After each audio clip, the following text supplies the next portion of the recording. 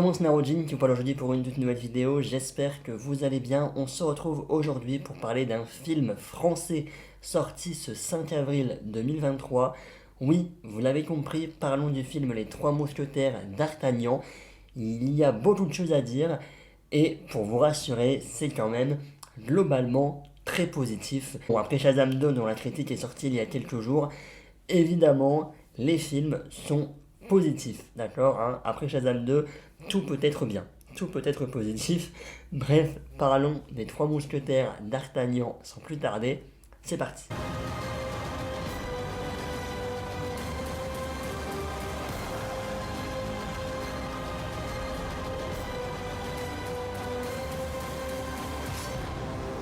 D'Artagnan, un jeune gascon fougueux, est laissé pour mort après avoir tenté de sauver une jeune femme d'un enlèvement.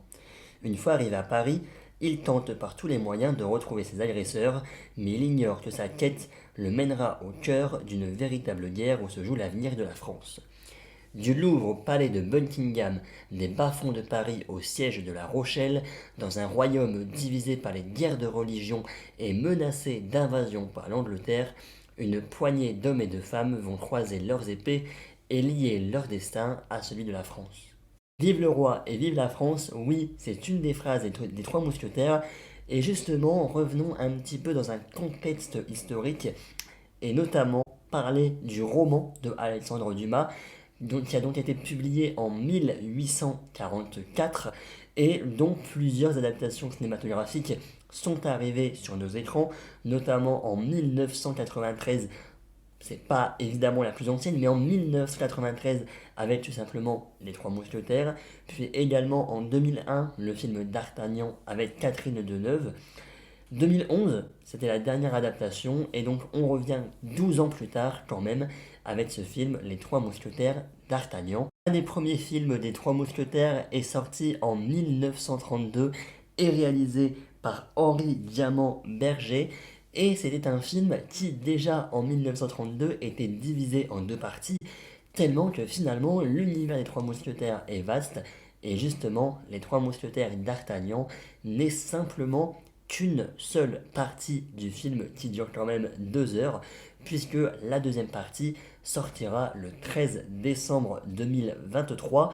Donc oui, là dans quelques mois, et je trouve ça bien, honnêtement, d'avoir les deux parties dans la même année. On aura encore les souvenirs de la première partie, on ira en voir la deuxième. Et voilà, on ne sera pas en mode qui est qui, et on sera peut-être même pas obligé de revoir la première partie pour profiter de la seconde, même si je présume que personnellement, je re-regarderai, oui, la première partie pour me remettre dans cette ambiance. Casting, parlons-en, selon moi, les acteurs jouent merveilleusement bien, notamment, oui, François Civil, qu'on a vu récemment, on va dire, dans le film Bac Nord, donc réalisé par Cédric Jimenez. Et d'ailleurs, on retrouve également Lina Koudry, qui elle a joué dans le film Novembre, également réalisé par Cédric Jimenez. Film Novembre que j'avais quand même pas mal apprécié, beaucoup apprécié, même si ça faisait assez documentaire finalement, mais très émouvant, etc. Je vous en ai fait une critique si ça vous intéresse. Nous retrouvons également Vincent Cassel dans le rôle de Athos, Romain Duris dans le rôle de Aramis, ou encore Pio Marmaille dans le rôle de Porthos, donc les Trois Mousquetaires, et également Eva Green dans le rôle de Milady de Winter. En somme, voilà le casting principal. Bon, on a également l'acteur qui joue Louis XIII qui m'a fait rire. En fait, juste comme ça, le roi Louis XIII n'est absolument pas crédible dans le film. Est-ce que c'est juste un mauvais jeu d'acteur ou est-ce que c'est voulu? Je pense honnêtement que c'est voulu, et si vraiment c'est voulu, c'est quand même bien fait. Mais franchement, tous les acteurs jouent merveilleusement bien. On est dans la peau et dans l'ambiance des Trois Mousquetaires. Je dirais peut-être oui que Lina Koudry, personnellement, effectivement, son jeu d'acteur dans Novembre ne m'avait pas non plus extrêmement convaincu dans mes souvenirs. Et là, encore une fois, on reste dans le même jeu d'acteur, et c'est pas elle qui m'a émerveillé, on va dire. Et donc oui, c'est pas elle qui, je trouve, a le mieux joué, au contraire. Je trouve qu'il manquait un petit peu d'émotion dans son jeu d'acteur, je suis désolé pour elle. Par contre, effectivement, oui, François Civil, même Vincent Cassel, qui nous a fait un début d'année avec un certain Astérix Obélix, l'Empire du Milieu, On va souvent y revenir dans cette vidéo sur Astérix. Mais voilà, il nous a fait un début d'année là-dedans avec Jules César, n'est-ce pas? En soi, Astérix et Obélix, je ne l'avais pas non plus défoncé dans ma critique, donc disponible également dans le i en haut à droite. Droite, peut-être, par là, je présume. Voilà, je ne l'avais pas non plus critiqué tant que ça, mais effectivement, en voyant le film Les Trois Mousquetaires, qui, au niveau du budget, voilà, j'allais en parler après, mais allons-y, hein. Au niveau du budget, donc Les Trois Mousquetaires coûtent 36 millions d'euros, contre un Astérix et Obélix, l'Empire du Milieu, qui coûte quand même 65 millions d'euros. Ça m'avait déjà choqué quand j'ai vu le film Astérix, avec des effets spéciaux pas top, etc. Le film Les Trois Mousquetaires d'Artagnan coûte quand même la moitié de ce qu'a coûté Astérix Obélix l'Empire du Milieu. Et honnêtement, le film Les Trois Mousquetaires, au niveau des effets visuels, c'est vraiment super joli. Au niveau de la photographie également, c'est très joli. Voilà, tu sens la qualité. Là, pour le coup, rien qu'au niveau du visuel, tu sens la qualité dans un Trois Mousquetaires. Alors que Astérix, bah finalement, encore plus maintenant, c'est encore un argument de plus, un argument solide pour dire que les 65 millions d'euros sont vraiment partis pour ramener un Zlatan Ibrahimovic ou une Angèle ou des Big Flo et Oli si vous voulez. Des Big Flo et Oli, on va dire plusieurs Big Flo et Oli, ouais bref. Voilà, là vraiment, le budget de Trois Mousquetaires n'a pas servi dans le casting, et pourtant le casting est déjà incroyable, mais voilà, ils n'ont pas non plus pris des guests et tout, là vraiment, ils sont venus avec le cœur, ces acteurs dans Les Trois Mousquetaires, et en plus, on a de la photographie et des effets visuels qui sont vraiment super jolis, au top. Par contre, petit bémol, même gros bémol à mon goût au niveau du film, c'est pour moi la luminosité, voilà, l'éclairage, etc. On en a parlé notamment dans ma vidéo sur Black Panther Wakanda Forever, où il y a une certaine scène avec Namor qui était quand même pas très bien éclairée, il faut se l'avouer. Même House of Dragon, il y avait des scènes comme ça. Voilà, on est quand même dans une salle dans le noir, d'accord, et on est obligé de plisser les yeux pour voir ce qui se passe.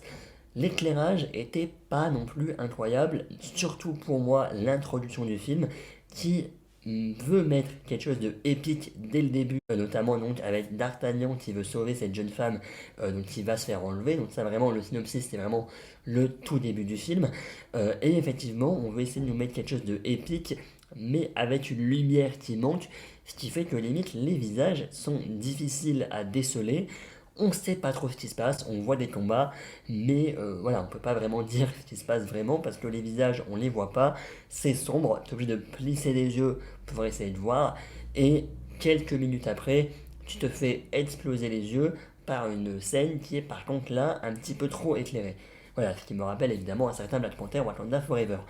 Voilà, niveau éclairage, effectivement, il faut doser un petit peu, mais en général, les effets visuels, la photographie, oui, c'est très joli. Et donc, on a des paysages qui sont également jolis, mais certains sont plus jolis que d'autres. Voilà, il y a certaines scènes voilà, où ils veulent nous faire croire que c'est tôt le matin, machin, ou c'est la nuit, mais la nuit un peu plus bleu clair que bleu foncé. Voilà, il y a une scène notamment, sans spoiler évidemment, où il y a un bateau qui arrive, voilà, où tu as des gens, enfin des gens, oui, qui sont sur la plage, et donc le bateau arrive, et oui, là tu vois que fond vert, je ne pense pas quand même, mais tu vois qu'au niveau des éclairages, c'est pas incroyable encore une fois pour notamment cette scène-là.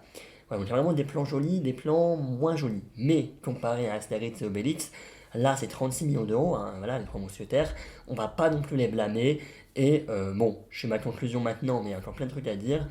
Ma conclusion, c'est vraiment que le film mérite de fonctionner et mérite de faire mieux carrément qu'un Astérix et Obélix de Guillaume Canet.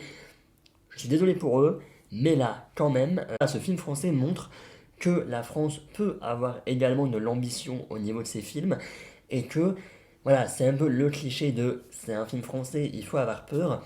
Effectivement, la France est souvent résumée à des films de comédie comme Les Tuches, comme des films avec Calmera, Danny Boone, Franck Dubosc, mais enfin voilà. Là, pour le coup, on a un vrai film français avec de l'ambition, avec du budget, avec de la belle photographie qui raconte une histoire, c'est captivant et c'est vraiment cool. Donc voilà, le film mérite vraiment de fonctionner en tout cas. Bon, au prime abord, honnêtement, il y a quelques mois, quand j'ai vu donc le teaser arriver sur les réseaux sociaux, c'était pas un film qui m'intéressait parce que l'histoire et moi, bon voilà, au niveau de voilà, le contexte historique, tout ça, en général, c'est pas trop mon genre de film en fait, les films plus historiques. Et finalement, Au vu des retours, etc., je me suis dit, bah pourquoi pas, et honnêtement, je ne regrette pas d'avoir été voir ce film, parce que vraiment, il vaut le coup. Continuons également avec les musiques, des musiques vraiment épiques, pour le coup, qui peuvent rappeler à certains moments des musiques un peu de super-héros, tout ça, où vraiment, c'est la bataille. Voilà, c'est des musiques de bataille, des musiques épiques qui te mettent dans cette ambiance. Et voilà, ça te met dans l'ambiance. Voilà, tu souris, t'es en mode allez, allez, on y va. Voilà, ça te met de bonne humeur et c'est stylé. Franchement, les musiques étaient vraiment stylées. Ça te met encore une fois dans l'ambiance. Et en général, la musique dans les films, bah, ça permet justement d'avoir cette ambiance par rapport au genre du film. Et là, oui, t'as des combats, t'as la musique épique qui se lance et à l'attaque. Vraiment, t'as envie de crier victoire, allez, c'est parti. Ça rappelle un peu les musiques Avengers Rassemblement. Voilà, c'est bon, pas le même délire, mais voilà. Excusez-moi. Quoi, c'est tout? Vous voulez donc que je déclare la guerre aux protestants? Et à l'Angleterre. On a également la reconstitution qui pour moi a été vraiment super bien réalisée, notamment au niveau des coiffures, au niveau des costumes, même au niveau du maquillage. Là encore une fois, 65 millions d'euros avec Astérix et Obélix, l'Empire du Milieu, et des costumes qui font très Jiffy. Et bah là, pour le coup, les costumes sont très réalistes. On a ce contexte historique qui est vraiment bien mis en place, une belle reconstitution, donc avec, oui, tout ce qui est les, tout ce qui est les petites villes, tout ça, la cour du roi, tout ça, les bâtiments, enfin voilà, vraiment l'architecture. Franchement, tout ça, c'est vraiment bien réalisé. Ça fait évidemment partie des beaux plans, des paysages et des effets visuels. Mais en général, cette reconstitution et les costumes, les coiffures également, qui sont très coiffures d'époque, c'est très réussi, encore une fois. Les scènes d'action, donc, bah, c'est des scènes d'action. La première était stylée, même si on ne voyait pas grand-chose. La seconde arrive, on sans spoiler, dans une forêt, on va dire. Et on a même un plan séquence, voilà, vraiment, où la caméra ne s'arrête pas et on suit les différents personnages, tout ça. C'est super bien réalisé. Voilà, juste comme ça, ils ont fait un plan séquence dans une scène d'action où donc tu vois à chaque fois donc, la caméra qui s'approche d'un des mousquetaires et t'as pas de coupure entre le premier et le second mousquetaire. On se balade dans une forêt comme ça où voilà, il n'y a pas de coupure. Le plan séquence, c'est la définition du plan séquence. Et franchement, encore une fois, ça va rester dans le domaine de la réalisation, mais c'est vraiment bien réalisé. Dans des scènes d'action bien réalisées, avec des plans séquences et avec de la bonne musique bien épique, tu ressors de ce film, t'es en mode ouais, allez, c'est parti. L'histoire, le scénario est vraiment super intéressant, captivant avec des rebondissements. On se demande quand même jusqu'où ils vont aller quand même dans cette histoire et surtout à quel moment ils vont arrêter le film pour nous mettre un beau cliffhanger pour la partie 2 update. Le cliffhanger est là, hein, voilà. Je me suis dit, décembre, ça va aller vite. Mais vraiment, ça fait très cliffhanger de fin d'épisode dans une série. Et que tu te dis, la semaine prochaine, il y a la suite, ça va. Il faut attendre, ouais, ouais, non, il faut attendre 8 mois. Là, on est vraiment dans le cliffhanger de fin d'épisode d'une série Netflix. Bon, pour Netflix, je ne sais pas, d'une série Prime Video, pour dire qu'il y a un peu plus de qualité. Je suis désolé pour Netflix, mais voilà. Voilà, vraiment, cliffhanger sur cliffhanger. Et là, la fin, oui, cliffhanger. Ça donne envie de voir la suite, c'est positif. On a également une petite scène post-générique qui tease la suite et qui promet quelque chose de vraiment cool également, donc pour la partie 2 qui sortira le 13 décembre prochain. Les dialogues, alors les dialogues peuvent un petit peu repousser. Voilà, c'est vrai qu'au début, j'étais un peu sur la défensive avec le début du film entre l'éclairage et les dialogues qui font très pièce de théâtre avec du vieux français, voilà. Mais finalement, le vieux français, du coup, qui se rapproche encore une fois de la belle reconstitution qu'on peut avoir de l'époque. Voilà, on est vraiment très dans l'exagération au niveau des phrases, etc., avec des vieux mots du vieux français. Voilà, donc du vieux français, un petit peu en mode chère dame, hein, veuillez veuillez accepter, veuillez accepter mes excuses. Bon, ça c'est pas très vieux français, mais vous avez compris le délire en mode très, très pièce de théâtre, très exagéré et très avec des mots qu'on n'utilisera plus vraiment en 2023. Voilà, c'est pas dans ce film que tu vas entendre Banger, Masterclass ou Kwakubé. Pardon. On la coupera au montage. Non, on la coupera pas au montage, d'accord. Bref, excusez-moi, c'est une référence. Je ne dis pas Kwakubé. Je vous jure que je ne dis pas Kwakubé, d'accord. Bref, Vous avez compris l'idée, avec un vocabulaire très soutenu, voilà, voilà, ça c'est un beau mot, un vocabulaire très soutenu, voilà, pour ce film.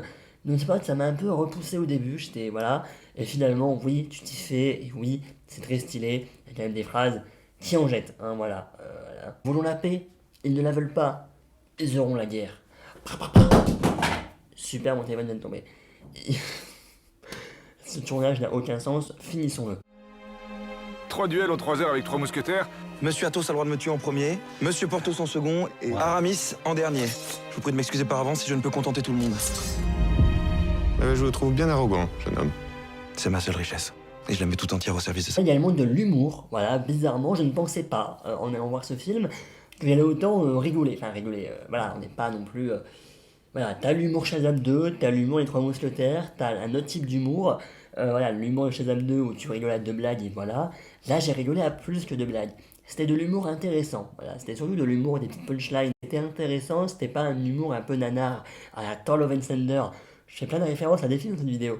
Thor Love and Thunder ou Shazam 2, voilà, hein, là c'était plus de l'humour, des punchlines entre personnages, tout ça, ou Louis XIII par exemple qui fait assez rire, ou d'autres petites phrases, notamment dans une relation entre D'Artagnan et un autre personnage qui fait assez rire, voilà, il y a des mimiques également de François Civil, des mimiques qui font assez rire. C'est drôle, là pour le coup c'est vraiment drôle, et c'est pas de l'humour nanar avec des Skittles qu'on lance sur des licornes. Voilà, voilà. Passons à la suite. Et enfin, pour finir, effectivement, on a également un côté enquête, un petit peu. Bon, pas enquête à la Sherlock Holmes non plus, mais une enquête intéressante. Voilà, j'ai trouvé. Bon, sans trop spoiler, je vais pas non plus vous spoiler, donc voilà, juste côté enquête qui était intéressant, savoir un petit peu la vérité derrière tout ça, derrière les alliances, etc. On est vraiment un peu dans du jeu du trône dans cette histoire. Certaines scènes qui m'ont assez fait rappeler Game of Thrones également en mode alliance, trahison, tout ça. Il se passe des choses. Et franchement, c'est 2 heures qui passent vite, voilà. J'ai vraiment hâte d'ailleurs de voir la partie 2 forcément. D'ailleurs, on a également une autre adaptation qui va arriver au cinéma, donc des romans de Alexandre Dumas. Le Comte de Monte Cristo, qui cette fois-ci été publié en 1846, donc 2 ans après les Trois Mousquetaires. Bon, 2024 peut-être, je ne sais pas. Mais voilà, film français sur le Comte de Monte Cristo avec Pierre Ninet en personnage principal. Juste pour ça, évidemment, on y va. Et si c'est de la même qualité, du même budget et de la même qualité que un certain Trois Mousquetaires, oui, on y va. Pour conclure, on pourrait dire que les Trois Mousquetaires, c'est vraiment le modèle du film français qu'on veut avoir maintenant. Un film ambitieux, un film qui ne prend pas non plus la grosse tête, mais avec un budget qui fait les choses bien, avec un casting cool, avec de l'humour cool, enfin, de la photographie vraiment jolie, sauf l'éclairage, mais voilà, on va pas non plus... on peut avoir des erreurs dans un film, d'accord? Même avec l'éclairage ou sans l'éclairage, je mets la même note. Voilà, je ne sais pas combien je mettrai, mais dans tous les cas, c'est pas l'éclairage qui n'est pas trop là, qui va me faire changer d'avis complètement sur le film. Et morale de l'histoire, ça prouve que quand vous voyez sur les réseaux sociaux qu'un film a tel budget et que c'est seulement 36 millions d'euros et que ouais, qu'un autre film a 65 millions d'euros, et ben faut pas croire que c'est le film de 65 millions d'euros qui sera plus réussi que le film de 36 millions d'euros. Voilà.